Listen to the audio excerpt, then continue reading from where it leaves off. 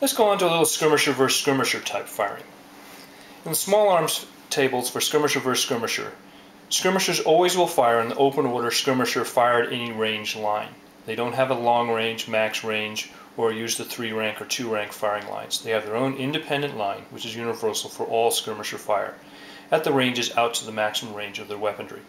Typically 4 inches for muskets, but if you happen to be armed with a rifle, it would be 6 inches.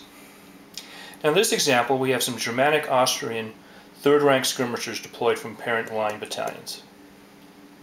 These guys are part of the inherent makeup of this particular line battalion, and they're not considered a light battalion separate from these other battalions behind them. And that's crucial, because when it comes to firing, you have to universally group all the skirmishers in this long chain of possible skirmishers together to get one firing die result. We don't fire individual regiments worth of skirmishers or individual figures. You have to lump them all together. So if you had a bunch of French voltigeurs out here, for instance, these 4 French voltigeurs, if they were French, would all lump together to get a 4-figure firing group. Conversely, on the other side, we have a French Léger battalion, which is in full skirmisher formation and ready to shoot. If I didn't mention it, 3rd rank line is considered a semi-skirmisher formation for shooting. Now, looking up the tables, we have this 4-figure group of Austrian skirmishers lumped together temporarily for a fire group, and they're firing into the French Léger. Skirmisher, 4 figures, at a linear open order target is 25, and being a full skirmisher is 1/4 of that, which works out to be 6 and a fraction, or 7%. And they roll an odd. Okay, other than the fact that odd is representative of the value 100, which means it's a miss, there's one other significant thing that happens here. And that whenever you roll an odd or a 0-1, there's a random officer hit. That basically means if there's an officer within 2 feet of this firing unit, it's a possibility that he would be hit. And there's actually a table to roll on called the officer loss table.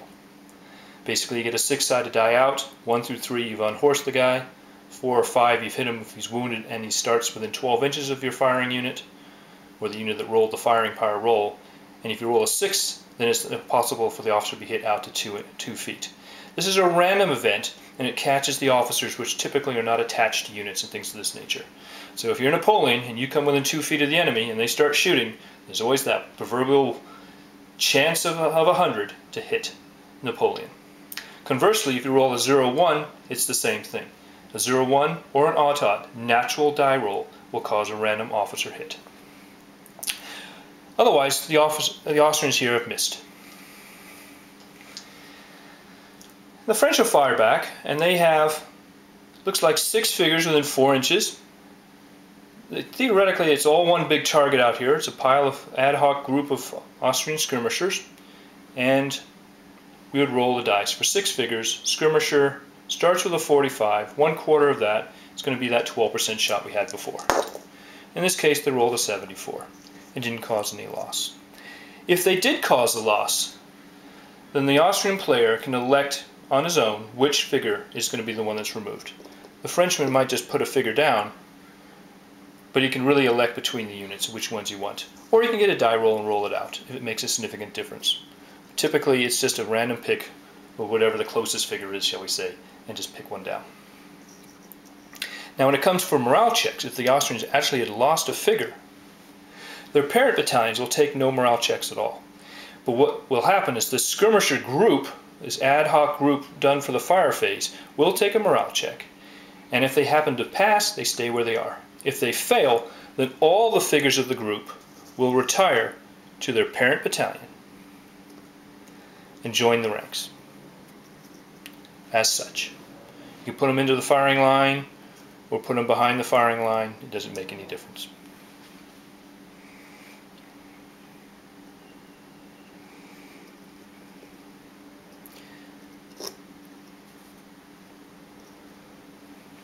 If this was an actual light battalion and was not part of the Austrian line battalions at all, then the loss would be taken, they take a morale check. If they failed, then the light battalion would completely retire to the rear.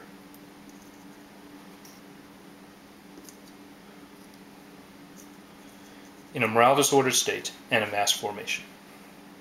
So there is a difference between if it's a light battalion versus a light company or light group of figures from a parent battalion which is deployed before it, of where the figures actually end up going.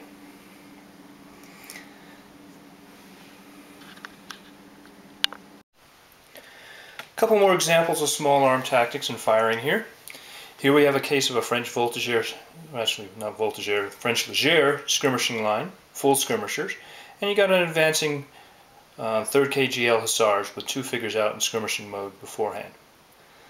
And the bulk of the regiment is back here. When it comes down to firing, we basically got 2 full skirmishers against each other, and the cavalry also has the additional down a 5th because they're mounted cavalry to start with. So when we fire, we would look up on the skirmisher table. In this case, 1, 2, 3, looks like 4 figures could bear. Skirmisher, open order skirmisher fire any range for 4 figures at a linear or open order target is 25. Down a 5th is 20, and down to the 1/4 of that is 4%. So it's a 4% shot on the KGL hussars by the French.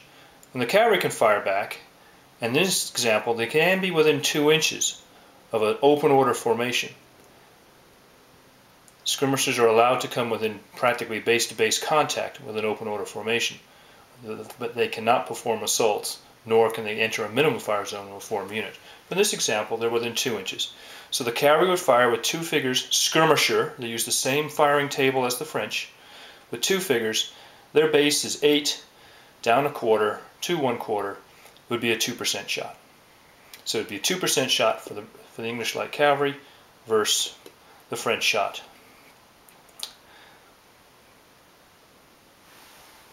Now, if they happen to be firing over the train wall for some reason, we had some unique situation like this, then not only is the French voltigeur a 1/4 target, but this wall is going to half them again. So if you have a case where there's train and a formation differential, you have to take all of them into account. So when the English cavalry fire, it would be an 8% shot, halved for the wall, which makes it 4%, and then 1/4 of that, or exactly a 0.1% to hit. Now, quick note, in the game, if you fire at all, there's always a chance to hit, and it's called a 0.1. A 0.1 will always hit, because in the rules, we round up to the next full percentage. So if you're at 1.1, it would become a 2% shot automatically. So a 0.1 or alt.1 automatically hits no matter what. It's the worst case shot in the world, proverbial 1 in a million, lightning strike time, it will always hit. Not only that, a 0.1 is a random officer hit roll, so consequently there'll be a chance for an officer hit too at the same time. When the French fire back, they don't have any modification against the wall because they're directly adjacent to the wall. But if for some reason the wall was between these units as such, and it was deemed that it was possible to shoot over them, then both sides will be taking the wall adjustment. The cavalry against the skirmishers, and the skirmishers against the cavalry. Again, dramatically reduces the firepower percentages.